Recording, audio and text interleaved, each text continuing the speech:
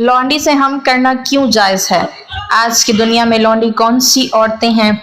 लौंडी किसे कहते हैं? क्या आज के दौर में लौंडी रखी जा सकती है और उससे हम करना क्यों जायज़ है? ज़रूर जानिए। बिस्मिल्लाहिर्रहमानिर्रहीम। क्या आपने कभी सोचा है कि इस्लाम जिस दीन ने यतीम के सर पर हाथ रखने को इबादत करार दिया, गुलाम को अपना भाई कहने की तालीम दी और इंसानों की इज्जत और हरमत को बुलंद तरीन मकाम अता किया, उसी इस्लाम में लौंडी और गुलाम का जिक्र क्यों मिलता है? क्या वाकई इस्लाम ने गुलामी को फ़रोग़ दिया था या फिर हकीकत इसके बिल्कुल बरअक्स है?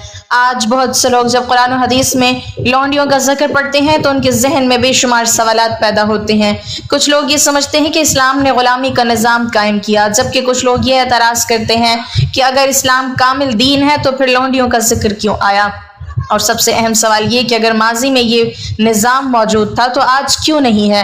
यही वो सवालात हैं जिनके जवाबात जानना ज़रूरी है, क्योंकि जब तक हम तारीख़ के हालात, इस दौर के माशरती निज़ाम और इस्लाम की इस्लाहात को नहीं समझेंगे, तब तक हकीकत हमारी नज़रों से ओझल रहेगी।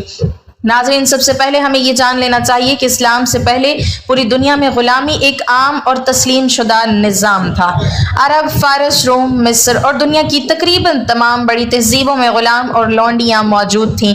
जंगों के बाद कैदी बनाए जाते, बाज़ारों में ख़रीदो फ़रोख्त होती और उनके साथ इंतहाई ज़ालिमाना सलूक किया जाता था। ग़ुलामों को इंसान नहीं बल्कि मालो असबाब समझा जाता था। इन पर तशद्दुद किया जाता, इनके हकूक़ पामाल किए जाते और इनकी ज़िंदगियों की कोई कीमत नहीं समझी जाती थी। ऐसे माहौल में जब रसूलुल्लाह सल्लल्लाहु अलैहि वसल्लम मबऊस हुए तो आप सल्लल्लाहु अलैहि वसल्लम ने इस निज़ाम को जड़ से उखाड़ने के लिए तदरीजी हिकमत अमली इख्तियार फरमाई। अगर इस्लाम आते ही ये ऐलान कर देता कि दुनिया भर के तमाम गुलाम फ़ौरन आज़ाद कर दिए जाएं, तो इस ज़माने का माशरा शदीद इंतशार का शिकार हो जाता, क्योंकि लाखों अफराद इसी निज़ाम के अंदर ज़िंदगी गुजार रहे थे। चुनांचे इस्लाम ने सबसे पहले गुलामों और लौंडियों को इंसान का दर्जा दिया, उनके हकूक़ मुतय्यन किए और उनके साथ हुस्न सलूक को इबादत करार दिया। रसूलुल्लाह सल्लल्लाहु अलैहि वसल्लम ने फरमाया कि तुम्हारे गुलाम तुम्हारे भाई हैं, अल्लाह ने उन्हें तुम्हारे मातहत किया है, लिहाजा जो खुद खाओ वही उन्हें खिलाओ और जो खुद पहनो वही उन्हें पहनाओ। ये वो तालीम थी जिसने उस वक्त के माशरे को हैरान कर दिया, क्योंकि इससे पहले गुलामों को इंसान समझने का तसव्वुर ही मौजूद नहीं था। हज़रत बिलाल रज़ी अल्लाह तआला अन्हु, हज़रत ज़ैद बिन हारिसा रज़ी अल्लाह तआला अन्हु और बेशुमार दीगर सहाबा ऐसे थे जो कभी ग़ुलाम रहे, लेकिन इस्लाम ने उन्हें इज़्ज़त और बुलंद मकाम अता किया। हज़रत ज़ैद बिन हारिसा रज़ी अल्लाह तआला अन्हु के बारे में तो ये मकाम था कि रसूलुल्लाह सल्लल्लाहु अलैहि वसल्लम उन्हें अपनी औलाद की तरह अजीज़ रखते थे। कुरान करीम ने मुख्तलिफ गुनाहों के कफ़ारे में ग़ुलाम आज़ाद करने की तरगीब दी। किसी से गलती हो जाए, कसम तोड़ दे या बाज़ दूसरी कोताहियाँ सरज़द हों तो ग़ुलाम आज़ाद करना नेकी और करार दिया गया। इस तरह इस्लाम ने ग़ुलामी के दरवाज़े बंद करने और आज़ादी के दरवाज़े खोलने का अमल शुरू किया। अब सवाल ये पैदा होता है कि लौंडी किसे कहा जाता है? उस ज़माने में जब दो रियासतों या कबाइल के दरमियान जंग होती तो जंगी कैदी बनाए जाते थे। चूँकि दुनिया में जेलों का जदीद निज़ाम मौजूद नहीं था, इसलिए कैदियों के बारे में मुख्तलिफ तरीके इख्तियार किए जाते थे। इस्लाम ने इन कैदियों के बारे में ऐसे उसूल मुकर्रर किए जो इस ज़माने के लिहाज से बहुत रहमत वाले थे। औरतों को कत्ल करने, उन्हें बेयारो मददगार छोड़ देने या उनके साथ जुल्म करने के बजाय उन्हें मुआशरे के अंदर तहफ़्फ़ुज़ दिया जाता था और उनके हकूक़ मुतय्यन किए जाते थे। यही वो ख़वातीन थीं जिन्हें बाज़ हालात में कनीज़ या लौंडी कहा जाता था, लेकिन ये समझ लेना कि वो महज एक चीज़ थी या उनकी कोई हैसियत नहीं थी।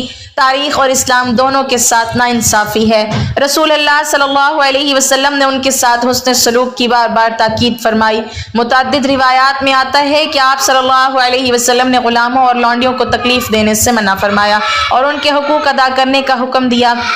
यही वजह है कि इस्लाम के आने के बाद ग़ुलामों और लौंडियों की हालत में नुमायाँ तब्दीली आई।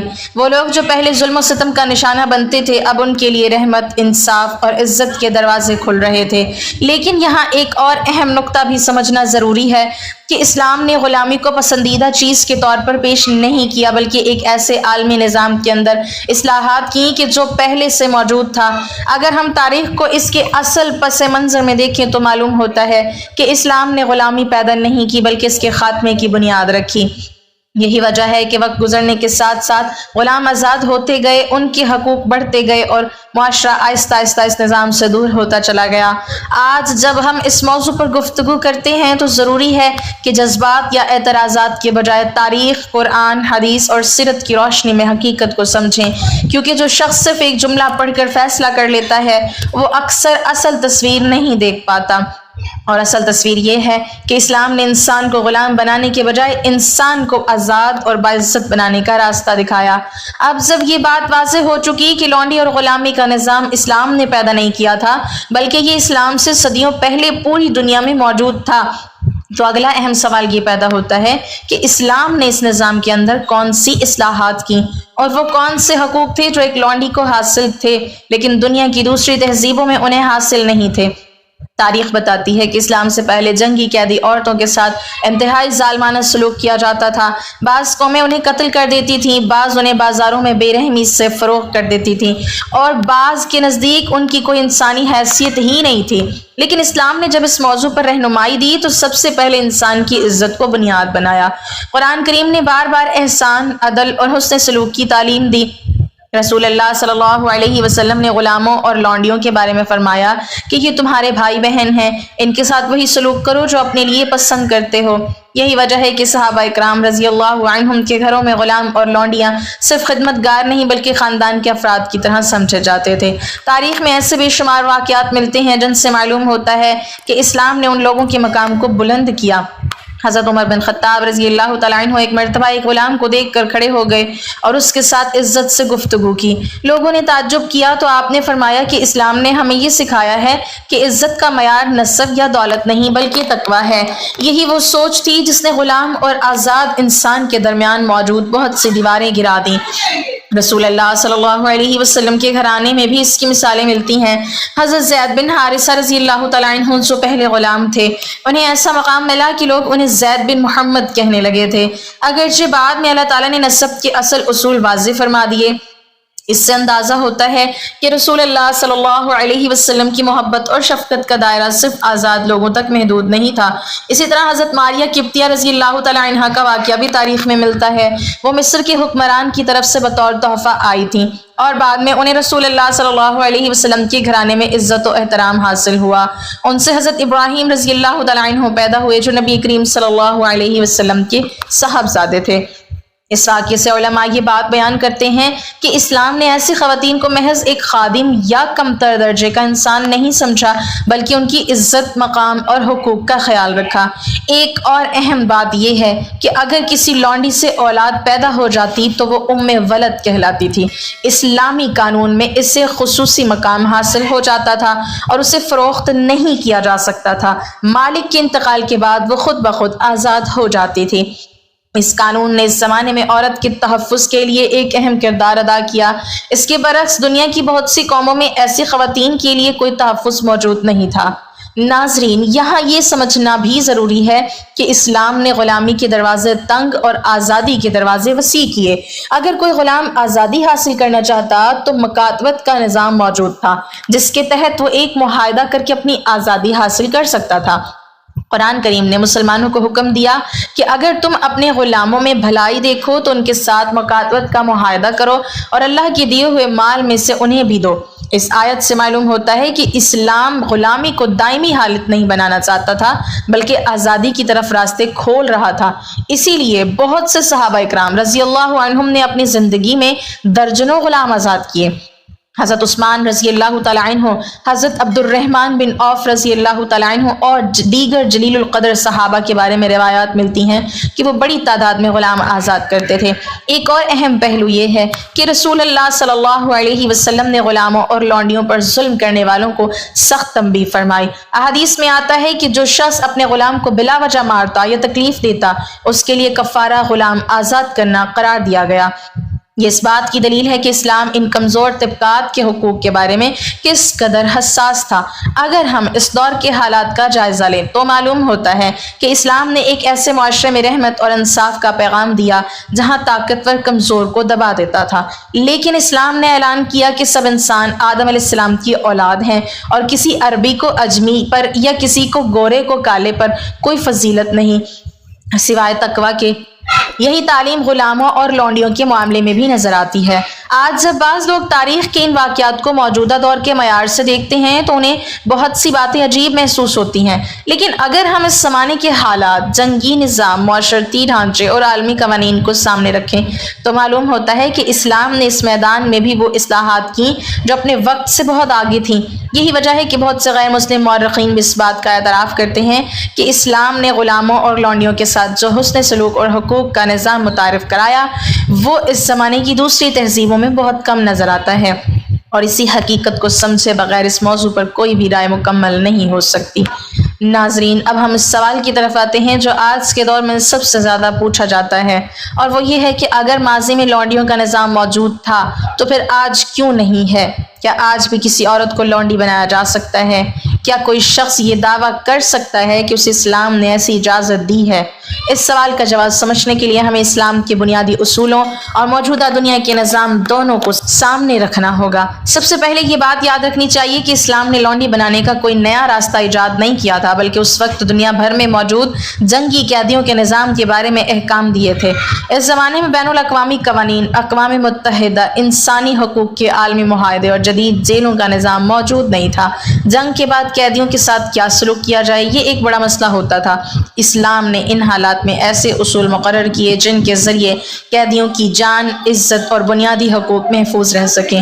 لیکن وقت کے ساتھ دنیا بدل گئی، ریاستوں کے درمیان معاہدے وجود میں آئے، جنگی قیدیوں کے لیے بین الاقوامی قوانین بنے، اور تقریباً تمام ممالک نے غلامی اور انسانوں کی خرید و فروخت کو غیر قانونی قرار دے دیا۔ یہی وجہ ہے کہ آج وہ حالات موجود نہیں جن حالات میں ماضی کا وہ نظام پایا جاتا تھا۔ اسی لیے موجودہ دور کے جمہور علماء اس بات پر متفق ہیں کہ آج کسی آزاد عورت کو لونڈی نہیں بنایا جا سکتا، اور نہ ہی کسی عام عورت کے بارے میں ایسا تصور درست ہے۔ آج اگر کوئی عورت گھریلو ملازمہ ہے، کسی دفتر میں کام کرتی ہے، کسی کے گھر میں ملازمت کرتی ہے یا کسی بھی حیثیت سے معاشرے کا حصہ ہے تو وہ ہرگز لونڈی نہیں ہے۔ وہ ایک آزاد انسان ہے جس کے وہی حقوق ہیں جو دوسرے شہریوں کے ہیں۔ اسلام بھی اس کی عزت، جان اور حقوق کے تحفظ کا حکم دیتا ہے۔ افسوس کی بات یہ ہے کہ بعض اوقات کچھ لوگ تاریخ کے چند الفاظ پڑھ کر یا سیاق و سباق سے ہٹ کر بعض نصوص کو سمجھ کر یہ دعویٰ کر دیتے ہیں کہ آج بھی لونڈیوں کا نظام قائم کیا جا سکتا ہے، حالانکہ معتبر علماء نے ایسی سوچ کو غلط قرار دیا ہے۔ اسلام میں کسی بھی حکم کو سمجھنے کے لیے اس کے حالات، اسباب اور عملی تطبیق کو سمجھنا ضروری ہوتا ہے۔ اگر کوئی شخص صرف ایک لفظ پکڑ لے اور پورے دین کو نظر انداز کر دے تو وہ گمراہی کا شکار ہو سکتا ہے۔ رسول اللہ صلی اللہ علیہ وسلم کی پوری زندگی اس بات کی گواہ ہے کہ آپ صلی اللہ علیہ وسلم نے انسانوں کو آزاد کرنے، ان کے حقوق محفوظ بنانے اور ان کی عزت بڑھانے کی تعلیم دی۔ آپ صلی اللہ علیہ وسلم نے فرمایا کہ جو شخص کسی غلام کو آزاد کرتا ہے، اللہ تعالیٰ اس کے ہر عضو کے بدلے آزاد کرنے والے ایک ایک عضو کو جہنم سے آزاد فرما دیتا ہے۔ یہ حدیث اس بات کی نشاندہی کرتی ہے کہ اسلام کی اصل روح آزادی، رحمت اور انسانی احترام ہے۔ اگر اسلام کا مقصد غلامی کو ہمیشہ کے لیے قائم رکھنا ہوتا تو غلام آزاد کرنے پر اتنی بڑی فضیلت بیان نہ کی جاتی۔ پھر ہم یہ بھی دیکھتے ہیں کہ صحابہ اکرام رضی اللہ عنہم غلام آزاد کرنے میں ایک دوسرے سے سبقت لے جانے کی کوشش کرتے تھے۔ وہ اسے نیکی، ثواب اور اللہ کی رضا کا ذریعہ سمجھتے تھے۔ اس سے معلوم ہوتا ہے کہ اسلامی معاشرے کا رخ غلامی بڑھانے کی طرف نہیں بلکہ غلامی ختم کرنے کی طرف تھا۔ آج دنیا کے حالات بدل چکے ہیں، ریاستی قوانین موجود ہیں، عدالتیں موجود ہیں، انسانی حقوق کے ادارے موجود ہیں اور ہر انسان کو قانونی تحفظ حاصل ہے۔ ایسے ماحول میں کسی عورت یا مرد کو غلام یا لونڈی قرار دینا نہ صرف قانون کے خلاف ہے بلکہ اسلامی اصولوں کے بھی خلاف ہے۔ اسی لیے علماء یہ وضاحت کرتے ہیں کہ موجودہ زمانے میں مرد اور عورت کے درمیان جائز تعلق کا راستہ صرف نکاح ہے۔ نکاح کے بغیر کسی قسم کے تعلق کو اسلام جائز قرار نہیں دیتا۔ یہ بات بھی قابل توجہ ہے کہ اسلام نے عورت کو عزت اور تحفظ دینے کے لیے نکاح کو ایک باقاعدہ معاہدہ بنایا جس میں حقوق و فرائض واضح ہوتے ہیں۔ شوہر پر نان نفقہ، حسن سلوک اور ذمہ داری عائد ہوتی ہے، جبکہ بیوی کے حقوق بھی متعین کیے جاتے ہیں۔ اس کے برعکس اگر کوئی شخص تاریخ کے ایک مخصوص دور کے احکام کو آج کے دور پر زبردستی نافذ کرنے کی کوشش کرے تو وہ نہ صرف غلط فہمی کا شکار ہوگا بلکہ دوسروں کو بھی گمراہ کرے گا۔ اس لیے جب ہم ماضی اور حال کا موازنہ کرتے ہیں تو ہمیں یہ سمجھ آتا ہے کہ اسلام کے احکام ہمیشہ حکمت کے ساتھ نافذ ہوتے ہیں۔ جس زمانے میں جو حالات تھے ان کے مطابق رہنمائی دی گئی، اور جب حالات بدل گئی تو ان معاملات کی عملی صورت بھی بدل گئی۔ یہی وجہ ہے کہ آج دنیا بھر کے معتبر اسلامی ادارے اور علماء اس بات پر متفق ہیں کہ موجودہ دور میں لونڈی بنانے یا لونڈی رکھنے کا کوئی جائز راستہ موجود نہیں، اور جو عورتیں آج ہمارے معاشرے میں موجود ہیں وہ سب آزاد اور باعزت انسان ہیں جن کے حقوق کی حفاظت اسلام بھی کرتا ہے اور قانون بھی۔ ناظرین، اب اس پوری گفتگو کا خلاصہ اور وہ حقیقت سمجھنے کا وقت آ گیا جسے جانے بغیر اس موضوع پر کوئی بھی رائے مکمل نہیں ہو سکتی۔ جب ہم تاریخ کے صفحات کھولتے ہیں تو ہمیں ایک ایسی دنیا نظر آتی ہے جہاں غلامی صرف عرب معاشرے میں نہیں بلکہ پوری دنیا میں موجود تھی۔ روم کی سلطنت ہو، فارس کی حکومت ہو، مصر کی تہذیب ہو یا دنیا کا کوئی اور خطہ، ہر جگہ غلاموں اور لونڈیوں کا نظام رائج تھا۔ جنگوں کے بعد قیدی بنائے جاتے، خرید و فروخت ہوتی اور اکثر اوقات ان کے ساتھ ایسا سلوک کیا جاتا جس کا تصور بھی مشکل ہے۔ پھر اللہ تعالیٰ نے اپنے آخری نبی حضرت محمد صلی اللہ علیہ وسلم کو مبعوث فرمایا اور آپ صلی اللہ علیہ وسلم نے انسانیت کے لیے وہ اصول پیش کیے جنہوں نے کمزور، مظلوم اور بے سہارا طبقوں کو نئی عزت عطا کی۔ اسلام نے آتے ہی سب سے پہلے یہ اعلان کیا کہ تمام انسان ایک ہی اصل سے پیدا کیے گئے ہیں۔ کسی انسان کی عزت اس کے رنگ، نسل، خاندان یا حیثیت سے نہیں بلکہ اس کے تقویٰ اور کردار سے ہے۔ یہی وہ بنیاد تھی جس نے غلاموں اور لونڈیوں کے بارے میں بھی لوگوں کی سوچ بدلنا شروع کر دی۔ رسول اللہ صلی اللہ علیہ وسلم نے صرف زبان سے تعلیم نہیں دی بلکہ اپنے عمل سے بھی مثال قائم کی۔ آپ صلی اللہ علیہ وسلم غلاموں اور کمزوروں کے ساتھ بیٹھتے، ان کی بات سنتے، ان کو دکھ درد میں شریک ہوتے اور ان کے ساتھ ایسا سلوک فرماتے کہ لوگ حیران رہ جاتے۔ حضرت بلال رضی اللہ تعالیٰ عنہ جو کبھی غلام تھے، اسلام کے عظیم ترین صحابہ میں شمار ہوئے۔ حضرت سلمان فارسی رضی اللہ تعالیٰ عنہ جو مختلف آزمائشوں سے گزر کر اسلام تک پہنچے، انہیں بھی بلند مقام حاصل ہوا۔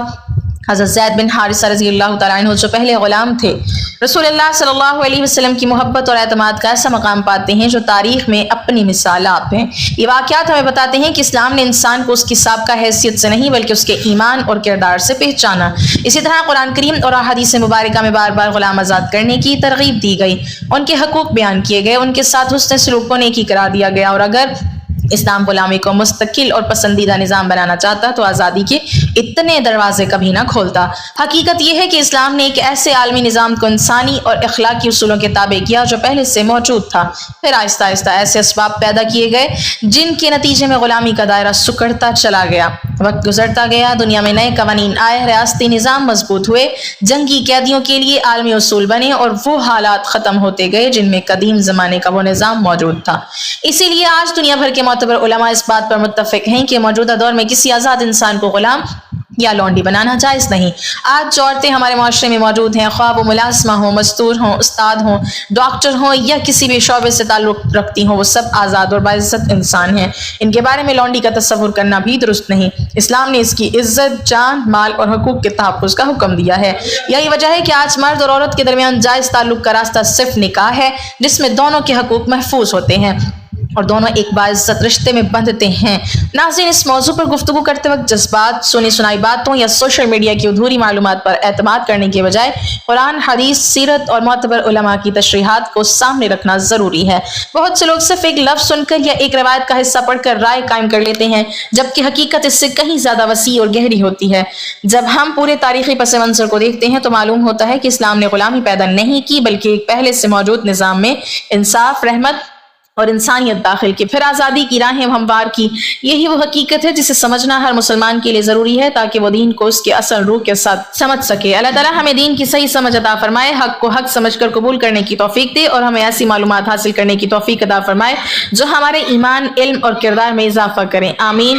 ناظرین، کمنٹ باکس میں اللہ تعالیٰ کے 99 ناموں میں سے ایک نام ضرور ٹائپ کریں۔